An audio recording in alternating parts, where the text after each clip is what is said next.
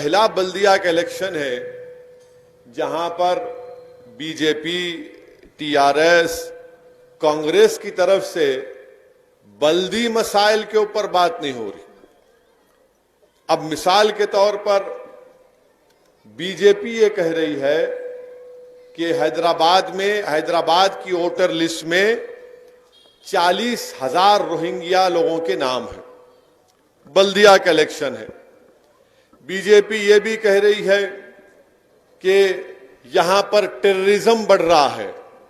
बल्दिया का इलेक्शन है और साथ ही साथ अब तो मरकजी वजीर इत्तलात, इंफॉर्मेशन एंड ब्रॉडकास्टिंग मिनिस्टर जनाब प्रकाश जावड़ेकर भी पैराशूट से उतर चुके हैं हैदराबाद में, और उन्होंने भी कह दिया कि कांग्रेस को वोट दिए तो मंजलिस को फायदा, टीआरएस को वोट दिए तो ओवैसी को फायदा। ये इनका। अब कांग्रेस पार्टी क्या बोलती है? इन्हू बी टीम है, इलेक्शन बल्दिया का है, इन्हू बी टीम है, इन्हू वोट काटते। बल्कि कांग्रेस के एक बड़े ज़हीन एमपी हैं, बहुत ज़हीन है, बड़े अक्लमंद है भाई, उन्होंने बहुत टॉप का दिमाग है। उफ, माने ट्यूबलाइट बोलना भी बेकार है उनको। तो उन्होंने एक प्रेस कॉन्फ्रेंस में ये बोले कि पिछले साल नवंबर दिसंबर में असदुद्दीन ओवैसी राजभवन में जब president of India Ramnath Kovind आए थे तो गवर्नर साहिबा ने पूरे पार्टी एमपीओ को बुलाया, भाई प्रेसिडेंट आ रहे हैं, आप भी, हम भी गए, सदर जमहूरिया है, जाना है। तो वहां पर उन्होंने एक वीडियो दिखाई कि पूरे राजभवन में 100 लोग बैठे हुए हैं। असदुद्दीन ओवैसी बीजेपी के जो मरकजी वजीर है, होम मिनिस्टर, सिकंदराबाद के एमपी भी हैं, उनसे अलग में खुद बात कर रहे, वहां साजिश कर लिए। मैं बोला क्या दिमाग है रे प्यारे तेरा, माने राजभवन में सबके सामने मैं साजिश कर रहा हूं। मेरे को वही जगह मिली, दूसरी जगह नहीं मिलती। मैं आता था कहीं भी नहीं। अच्छा, फिर टीआरएस के लोग बोल रहे, इनके एक पावर मिनिस्टर है, क्या नाम उनका, जगदीश्वर रेड्डी गारू। जगदीश्वर रेड्डी गारू बोल रहे, ओ बीजेपी वालों, तुम्हारे मोदी नहीं मिले वो इस हिसाब से अकेले में।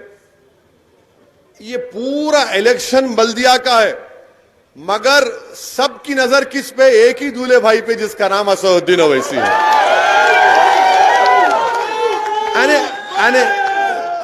अजीब बात है।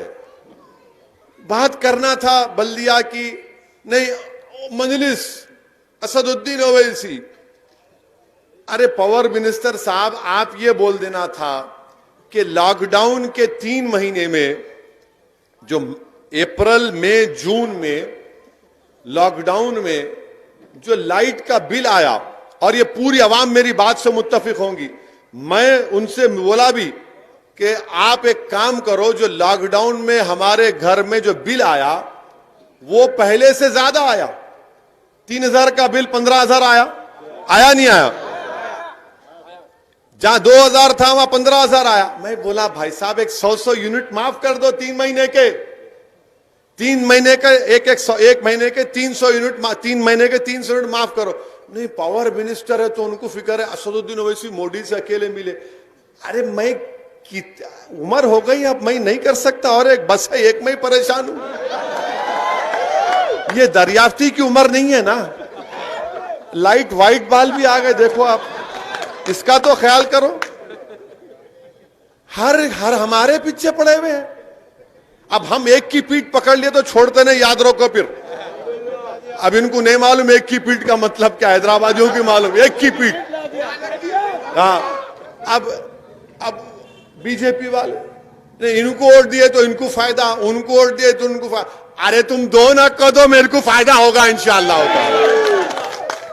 इनको वोट दिया। अरे बीजेपी वालों, ये बताओ आप, 2019 से लेकर 2020 नवंबर तक आपकी हुकूमत ने तेलंगाना और हैदराबाद की तरक्की के लिए मिनिस्ट्री ऑफ अर्बन अफेयर्स के तहत आपने हैदराबाद की तरक्की के लिए कितना पैसा दिया?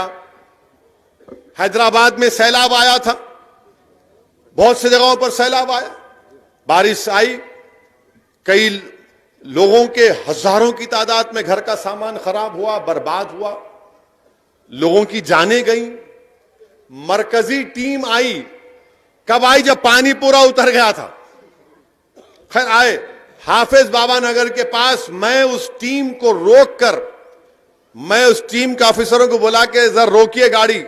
अरे हम जाना है, मतलब नहीं जा सकते, ठहरो जरा, उतरो, बात करना है दूल्हे भाई से, उतरो जरा। तो खैर उन्होंने बड़ी मुश्किल से, क्या है बोले। मैं बोला देखिए गवर्नमेंट का जियो है, अगर गवर्नमेंट ऑफ इंडिया यानी बीजेपी की सरकार तेलंगाना में, हैदराबाद में जो सैलाब से बर्बादी आई, अगर आप इनको फाइनेंशियल हेल्प करेंगे तो गवर्नमेंट के जियो में क्या लिखा हुआ है कि अगर किसी के घर में पानी आया, पार्शली डैमेज हुआ, तो 25% या 20% स्टेट गवर्नमेंट, बाकी गवर्नमेंट ऑफ इंडिया। तो अब ये 10,000 रुपये जो मिले आपको, उसमें एक एक घर को कम से कम 80,000 से 1 लाख मिलना था, तो बीजेपी वाले नहीं दिए। अगर बीजेपी पैसे दे देती तो जो गरीबों का नुकसान हुआ, जो 10,000 उनको मिले, उनको एक एक को 80,000, 1 लाख मिलते। अब जब हम ये बात कर रहे तो उन्होंने बोल रहे नहीं, दूल्हे भाई का जिक्र करेंगे, 80,000 की बात मत करो। अरे आप पैसे दे देते तो गरीबों का फायदा होता, नहीं उनको वोट दिए तो ऐसा। अरे भाई रोहिंग्या अगर हैदराबाद में है तो फिर अमित शाह क्या कर रहे, होम मिनिस्ट्री क्या कर रही, इंटेलिजेंस ब्यूरो क्या कर रहा? निकालो उनको, हम क्या रोक रहे हैं उनको? हमारे को क्या करना है? नहीं वोटर, अच्छा वोटर लिस्ट में तो बताओ, वोटर लिस्ट चलो निकालो, एक 100 नाम दिखाओ हमारे को इलेक्शन होने तक। मैं चैलेंज कर रहा हूं, 100 नाम दिखाओ तुम, चलो। वो भी नहीं दिखाते। अच्छा वोटर लिस्ट मैं दारुसलाम में बैठ के बनाता हूं। अब बोलो, दिमाग देखो प्यारों का, क्यों? ट्यूबलाइट भी बोलना बेकार है लोगों को, थम्स अप भी नहीं बोल सकते उनको। वोटर लिस्ट मैं बनाता हूं, वोटर लिस्ट आप बनाते हो, voter list election commission of India बनाता है, voter list state election commission बना। नहीं 40,000, अरे निकालो ना, 1,000 नाम तो दिखाओ। मगर मकसद क्या है कि यहां पर हिंदुओं और मुसलमानों में नफरत पैदा हो जाना, और यह डर पैदा, रोहिंग्या अगर कहां है? हां रोहिंग्या है, उनको government of India, United nation मिलकर एक कार्ड दिए, कार्ड, वो कार्ड पे उनका आपका रिकॉर्ड है। कोई एक गलती करता पकड़ो को रोक रहे आपको, मगर नहीं 40,000 यहां पे है, और उन्होंने ऐसा कर रहे, इन्हों ऐसा कर। अने बल्दिया इलेक्शन है पूरा गायब, बहस क्या हो रही? असदुद्दीन ओवैसी, मजलिस इत्तेहादुल मुस्लिमीन, टीआरएस भी बोल दिए कि हमारा इनसे अलायंस नहीं है। अरे आपके पास कौन गया था भाई? आपको ना, हमारे को भी नहीं होना, जाओ लड़ो, हम भी लड़ते तुम्हारे से। हम सारे हिंदुस्तान में जाके लड़ रहे, सिर्फ हैदराबाद में नहीं, बिहार में जाके लड़ रहे, उत्तर प्रदेश में जाके मुकाबला कर रहे, कर्नाटका में कर रहे, बंगाल को जाएंगे। नहीं हमारे से नहीं, नहीं जाओ, नो क्या है? कोई बात है? नहीं नहीं, लड़ते लड़ो, तड़ता कहां, ऐसा लड़ते लड़ते लड़ो, जो जगह बोले तैयार है अपन। कहां लड़ते बोलो आप? वो गया जमाना, आप वो गया जमाना, डराना डराना गया जमाना, भूल जाओ आप। हमारे से नहीं है, नहीं है, जाओ देंगे, ठेंगा ठेंगा, कट्टी कट्टी, जाओ देखेंगे क्या होता है हमारे से। अच्छा आप देखो, अरे सुनो यारो, अरे ठहरो जरा, तुम्हारे को भी अब, अरे सनोबर है, आ गए तुम, तुम्हारे को टिकट नहीं दे, तुम नारे मार रहे। हाँ मुंह को नहीं लगना हमारे। हाँ तो अल्लाह ने, अरे क्या करना, नहीं है, नहीं है, नहीं है, क्या करना है, नको रखो। वो कौन पीछे पड़े? है क्या कोई शादी करे थे क्या? वादा करेंगे खर्जा देने, सियासत है, सियासत है। आपको नहीं होना, हमारे को भी नहीं होना, हम क्या बोल रहे? हमारे को क्या करना है? हमारे में मजलिस में अल्हम्दुलिल्लाह इतनी ताकत है कि सियासी जो प्लेटफॉर्म बनाते ना, उसको हिला कर रख देते हम। ये अल्लाह ने इतनी ताकत दी है। अब बार बार पूरा, मेरे से आज मीडिया वाले एरागढ़ा में दौरा कर रहा था, यही बोले, इन्हों ऐसा बोले आपके बारे में, इन्हों ऐसा बोले, इन्हों ऐसा बोले, इन्हों ऐसा बोले। अब मैं सोच रहा था क्या बोलूं, तो अचानक माशाल्लाह दिमाग में 3 मार शुरू हो गया। तो मैं बोला देखो हैदराबाद में कहावत है, गरीब की जोरू सबकी भाभी कहते है नहीं, है ना? वो क्या है? मैं लाओ जाके समझो, अब नहीं, बस आप हर चीज पर नहीं समझा सकते। ये क्या है? बोला यही है, गरीब की जोरू सबकी भाभी। अरे कुछ इलेक्शन हो रहा, अच्छा बीजेपी वाले वो निकाले इलेक्शन मैनिफेस्टो, उस इलेक्शन मैनिफेस्टो में तो मजा आ गया। कैसा मजा आया? मोदी की फोटो नहीं है, दूल्हे भाई की फोटो है। अब बताओ आप, हैदराबाद के 150 सीट है मगर फोटो किसकी ऐसा होती ना वैसे की, और वो भी कैसी? टोपी पहन के दाढ़ी की फोटो। आ गए नहीं आ गए बोलो आप देखो आप, ये मंजलिस की ताकत है। यानी इनको हमारी फोटो लगाना पड़ रहा, मोदी की फोटो पे वोट नहीं मांग रहे बीजेपी वाले, ओवैसी की फोटो दिखा रहे। अरे भाई साहब, इतनी बड़ी तादाद में हमारे हिंदू भाई, दलित भाई, ओबीसी से ताल्लुक रखने वाले मजलिस में शामिल हो रहे, आप ये समझ रहे ओवैसी की फोटो दिखाएंगे तो नहीं बोलता अब वाह क्या हैंडसम है रे? बोलते ना, हर आदमी अपने आप को हैंडसम बोलता, मैं भी बोल सकता हूँ। ये तो मेरी अम्मा है, फिर घर में हमारे और एक है, उन्हें बोलेंगे तुम क्यों नहीं बोले, तो बोलना पड़ता, मगर देख के बोलेंगे अरे वाह इन्हें अच्छा ही दिख रहा है, इन्हें गुड लुकिंग, नॉट बैड। और हो सकता है कि फोटो पे भी वोट मिल जाए इंशाअल्लाह होता है। तो ये इलेक्शन को एक तमाशा बना के रख दिए, एक तमाशा बना के रख दिए। ये नहीं वो नहीं, अरे बल्दिया का इलेक्शन है, मगर बल्दिया के इलेक्शन में तमाम मुद्दे, हाँ लाल टेकरी वार्ड में काम हुए हैं, कामों की फेरिस्त है, यकीनन काम होना है, तकालीफ भी हुई, और तकालीफ दोबारा आपको नहीं होंगी, मैं आपसे वादा कर रहा हूं इंशाअल्लाह ताला वो तकालीफ नहीं होंगी। जो तकालीफ हुई मुझे पूरी इंफॉर्मेशन है उसकी, और इंशाअल्लाह ताला वो तकालीफ आपको नहीं होने देंगे। और इंशाअल्लाह ताला हम आपके सामने एक बेहतरीन उम्मीदवार को लाए हैं। मेरी आपसे गुजारिश है कि आप अपना एक एक वोट का सही इस्तेमाल करिए, वोट को जाये होने से बचाइए। और ये बल्दिया का इलेक्शन इसलिए इंपॉर्टेंट है, ये सिर्फ लाइट मोरी नल का नहीं है, यकीनन ये रुकने बल्दिया की जिम्मेदारी है, मगर वोट हासिल करने का मकसद इलेक्शन जीतना भी है, मगर वोट हासिल करने का एक मकसद यह भी है कि यकजहती पैदा हो, ब्रदरहुड जिसको अंग्रेजी में कहते, ब्रदरहुड पैदा हो। और इसकी मिसाल क्या है कि मजलिस पर इल्जाम लगाते कि मजलिस फिरका परस्त पार्टी है, कम्युनल पार्टी है।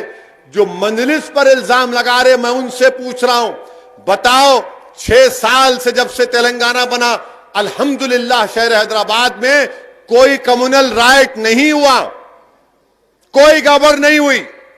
क्या इसका क्रेडिट थोड़ा तो कुंचम मजलिस को नहीं देंगे यार? थोड़ा तो दो, हम तो है ना। और मैं आपको याद दिला रहा हूं, मैं आपको याद दिला रहा हूं, अपनी अना की तस्कीन के लिए नहीं कह रहा हूं। 2008 में जब मरहूम कायद सालार मिल्लत का इंतकाल हुआ था, इसी चिंतल बस्ती में हिंदू और मुसलमानों में झगड़ा हुआ था रात में। 2008, आज से 12 साल पहले, मैं अपने वालिद की तदफीन के बाद अपने घर में बैठा हुआ था। रमजान का महीना था, शायद चांद रात थी। उस वक्त को टेंशन हो गया था चिंतल बस्ती में, तो मेरे को फोन आया, मौजम नाब एमएलए थे, यहां के आपके जिम्मेदारों ने फोन करके कहा कि असद साहब जरा इमरजेंसी है। मैंने कहा बोलिए। बोले ऐसा वाकया हो रहा, जरा आप आ जाओ। मैं 1 मिनट भी नहीं सोचा, अपनी मां के पास बैठा था और कहा था, हमारी मां ने कहा कि जाओ। मैं दौड़ता हुआ आपके दरमियान में आया। उस वक्त टास्क फोर्स में एक ऑफिसर थे, कमलासन रेड्डी थे। उनके साथ बैठ के हम हमारे हिंदू भाइयों से बात किए, मुसलमानों से बात किए। बात तो ज्यादा गड़बड़ हो गई थी, खत्म कराए 3-4 घंटे तक। अरे उस वक्त भी हम दौड़ते हुए आए और ये इल्जाम लगाते, अरे दारुसलाम को आके देखो कभी। दारुसलाम वाहिद सियासी दफ्तर है जो सिवाय जुमे के हफ्ते का 6 दिन खुला रहता है। टीआरएस का, टीडीपी का, टीडीपी तो बुझ गई, टीआरएस है, कांग्रेस है, ये भी चले जाते, और बीजेपी है। इनका दफ्तर कब एक्टिव होता? इलेक्शन का जब सीजन आता, लबा बाजा बदरा उसका इलेक्शन खत्म हुआ, ऐसा दिखता वीरान खंडर होगा। मंजलिस का जो दफ्तर है साल के 12 महीने खुला है, वहां पर कोई भी राजमोहन का नाम लेकर आ सकता है या नहीं भी लेकर आ सकता, तो किसी से पूछा नहीं जाता कि तुम्हारा नाम क्या है। उन्हें आते आकर बोलते हमारा काम है, काम करो। हम कोशिश करते हैं उसका काम करने की। हर मजहब के लोग सीधा अंदर आ जाते, एमएलए बैठे, कॉर्पोरेटर बैठे, और कॉर्पोरेटर का काम क्या है? दारुसलाम को आए तो रजिस्टर में साइन करना पड़ता। मैं आया यहां पे 15 दिन में एक मरतबा, मैं देखता हूं कितने मरतबा दारुसलाम को आए। ये काम मजलिस करती है, इसीलिए मजलिस को कामयाबी मिलती है। हां, गलतियां भी हैं, नुक्स भी है, उसको दूर करना है, मगर ये जो सिस्टम मरहूम कायद सालार ने पैदा किया, उसको शुरुआत की, उसको हमको लेके आगे बढ़ना है, उसको मजबूत करना है। और जो लोग मजलिस पार्टी पे इल्जाम लगाते, मजलिस फिरका परस्त है, मजलिस फुला है, अरे भाई साहब, हम बिहार को जाकर, बिहार में वहां पर 5 असेंबली सीट पर कामयाबी हासिल कर लिए। जितना जब इलेक्शन हो रहा था तो कांग्रेस पार्टी के लोग बोल रहे थे इन वोट कटवा है, वोट कटवा है। अरे मैं बोला भाई साहब, ये कटवा क्या है? ये नहीं, वोट काटते आप। बोला किसका वोट काटते? नहीं, आप बीजेपी को फायदा पहुंचाते। इतना इल्जाम हर जगह पे। अच्छा, हद तो ये हो गई कि राहुल गांधी का जलसा हुआ तो राहुल गांधी तकरीर में क्या बोल रहे मालूम आप? ये कौन बाहर वाला आया जो हेलीकॉप्टर में उड़ रहा है? क्यों, क्या आपके खानदान वाले उड़ेंगे हेलीकॉप्टर में? हमने उड़ना? अरे उड़ते बाबा, बहुत उड़ेंगे इंशाअल्लाह ताला, तुम्हारे सामने उड़ेंगे। मैं उन्हों कैसा उतर रहे, उन्हों कैसा उड़ रहे। ये इनका मिजाज है कि कौन है लोग जो हमारे सामने खड़े हो रहे हैं, कौन है लोग जो हमको हमारी आंखों में आंखें डालकर मजलूम अवाम की आवाज बनकर उनके हक का मुतालबा कर रहे हैं। इनको ये पसंद नहीं है, इनको उड़ने वाला पसंद नहीं है, इनको दौड़ने वाला पसंद नहीं है। ये कैसा? मेरे को एक कांग्रेसी बोले, रे क्यों आया हैदराबाद से बिहार? मला क्यों, आपकी अम्मा के जहेज में आया क्या? बोले ये क्या जबान है? मेला जबान ऐसी होती, जबान ऐसी होंगी, जवाब भी ऐसी होगा। तुम सवाल करेंगे तो सवाल का जवाब एंड 3 टाइम मिलेगा आपको। अरे आप बताओ, हम 5 साल पहले गए, 5 सीट लड़े, 4 पे जमानत जब्त, 1 पे जमानत बचाए। 5 साल मेहनत किए, खूब मेहनत किए। साल में 2 मरतबा मैं जाता था बिहार को, वहां पर काम किया। आज बिहार की सीमांचल जो बिहार का इलाका है, पूरे हिंदुस्तान का सबसे बैकवर्ड एरिया, सबसे बैकवर्ड एरिया। अगर आप वहां जाएंगे बास गांव में, बच्चों के जिस्म पर कपड़े नहीं दिखेंगे आपको। 2020 इंडिया में हम रह रहे हैं, भारत को आजाद होकर 70 साल हो चुके हैं और बच्चों के जिस्म पर कपड़ा नहीं है, बच्चों के जिस्म पर कपड़ा नहीं है। हमारे पास बारिश आई, एक उसमें कई घरों में लोगों का नुकसान हुआ। आपको मालूम, हर साल सीमांचल के इलाकों में बारिश आती, 2-2 महीने लोग अपने घर को छोड़ के दूसरी जगह रहे थे। 2-2 महीने। यही चीज को महसूस किया। मैं गया था वहां पर, मैं गया कि अब 5 साल पहले जाकर मैंने कहा कि इसके लड़ाई लड़ेंगे हम, तो मेरे जुमले पर लोग हंसते थे।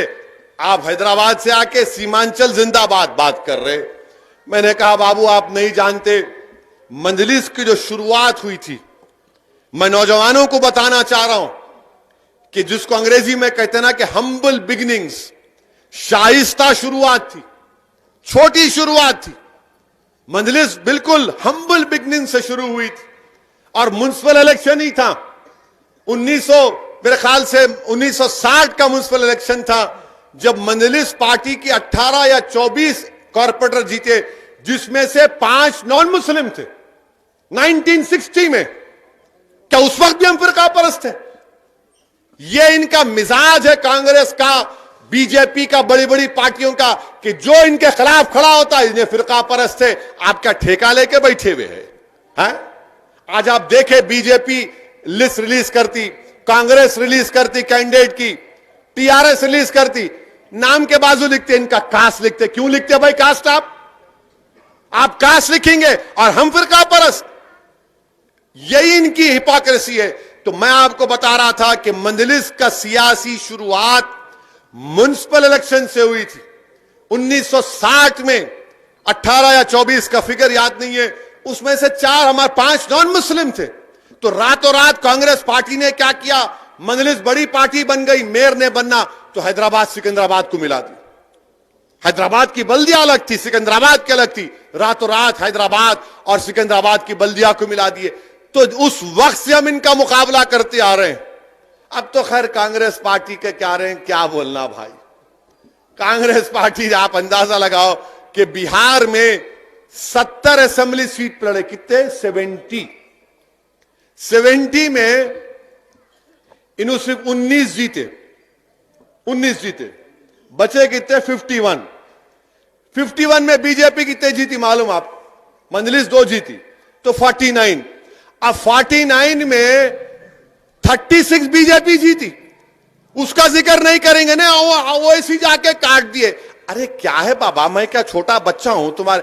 स्कूल में कभी आप, मैं भी स्कूल में गया था, तो बच्चे लड़ते ना स्कूल में, एक बच्चा जरा थोड़ा तगड़ा रहता, ले चॉकलेट ले खा लेता, मम्मी मम्मी मेरा चॉकलेट ले लिए, वैसा रो रहे नु। 36 सीट्स पे 36 सीट पर बीजेपी जीत गई। आप उसकी बात नहीं करेंगे। मैं भी क्या किया, जैसा इलेक्शन का नतीजा है, नेक्स्ट डे बैठा, मैं, हमारे काबिल दोस्त हैं, मैंने कहा भाई जरा डेटा बनाओ। उन्होंने पूरा एक्सेल शीट पे बना के दिए। मैं रख देंगे जरा आमुख्ता सामने, इनके आईना दिखाते कि खामोश, और टीवी पे इनके स्पोक्स पर्सन हमारे मुंह को लगे। मैं बैठा खामोश, मैं बोला भाई अब अल्लाह का करम है जीत गए। हाँ मखा हमारे को छेड़खानी करे, खुजाली बोलते रहा बोलना नहीं, वैसा नहीं, वैसा नहीं, तुम ना हमेशा नॉनवेज सोचते। नो नो नो, खुजाली है। अब खुजाते कि मला ये लोग काचकोरी की फल्ली डाल दिया।